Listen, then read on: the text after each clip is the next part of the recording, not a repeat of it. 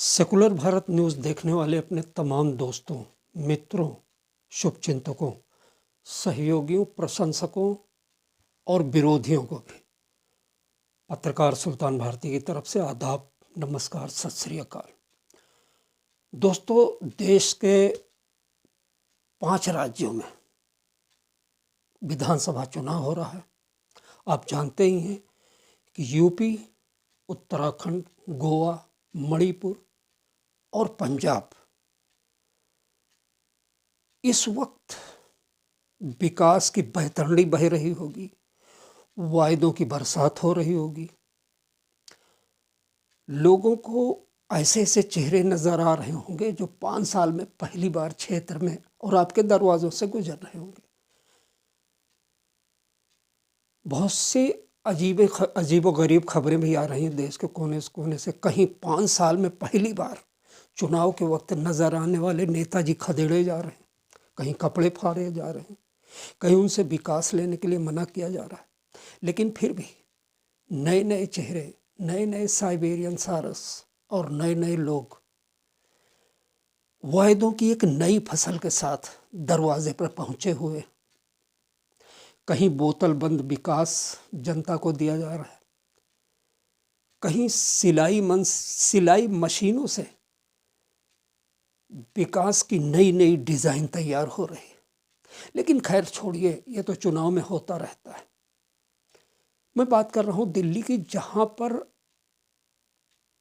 नगर निगम के चुनाव की आहट मिल रही है। जैसे ही 10 मार्च को चुनाव परिणाम आएगा और ये पता लगेगा कि किसके हिस्से में वैलेंटाइन और बसंत और किसके हिस्से में वनवास पड़ा है, उसके बाद दिल्ली में नगर निगम के चुनाव की आहट तेज हो जाएगी। लेकिन मेरा एक सवाल है, एक इल्तिजा है, एक गुजारिश है। सबसे पहले सवाल, इस बार नगर निगम के चुनाव में चुनाव छोटा है, कम खर्च में होता है और विकास का सघन प्रयास इसी रास्ते से संभव है। ये विकास का सबसे नज़दीकी ग्रास रूट होता है। तो इस चुनाव में, दिल्ली नगर निगम के इस चुनाव में आप किसे वोट देंगे? उस आदमी को जो ज़रूरत के वक्त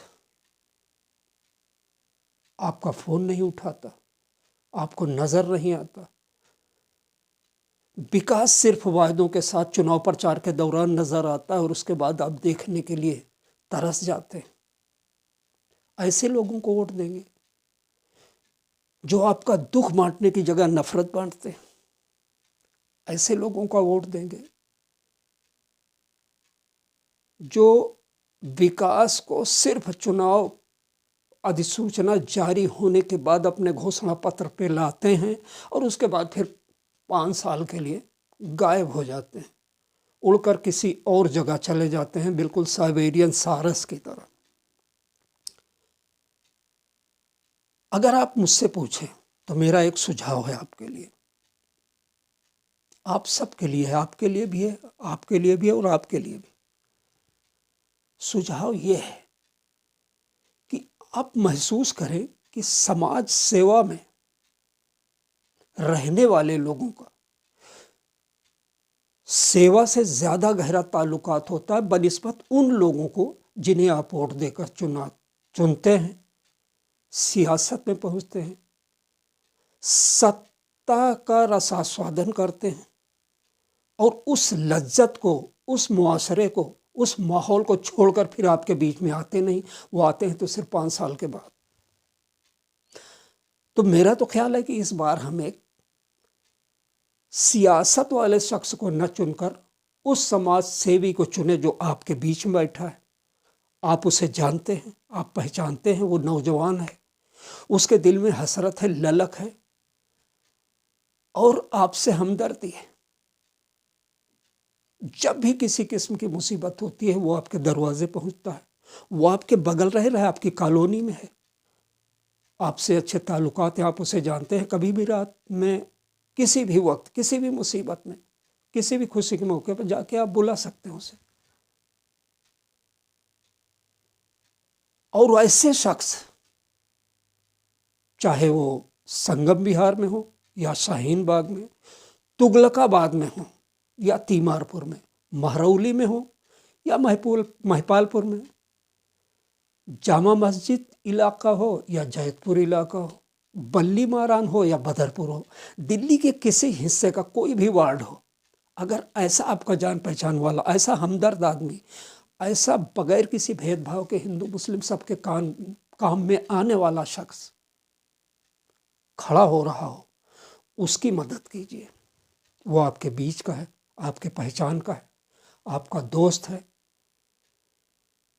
उसके पीठ पर हाथ रखिए, उसकी मदद कीजिए, उसे चुनाव में उतारिए हर तरह से। क्योंकि सियासी लोगों को हमने बहुत देख लिया, अब हमें देखना है समाज सेवक को। और ऐसे समाज सेवक किसी भी इलाके में हो सकते हैं। आप देखिए, आप जानते हैं ऐसे ऐसे समाज सेवक हैं जिन्होंने कोरोना वैश्विक आपदा के वक्त में ज़रूरतमंदों की मदद के लिए अपने बच्चों के गुल्लक फोड़कर पैसे निकाल कर और उनके घर राशन पहुंचाया। ऐसे लोग हैं। जब सरकार ने आपके घरों को सैनिटाइज नहीं किया तो अपने घर का, अपनी जेब का पैसा, अपनी ज़रूरत का पैसा निकाल कर, बिल्कुल आम आदमी निकले और उन्होंने कई गलियों में अपने पैसे से सैनिटाइज कर दिया ताकि आप महफूज रहें, सुरक्षित रहें।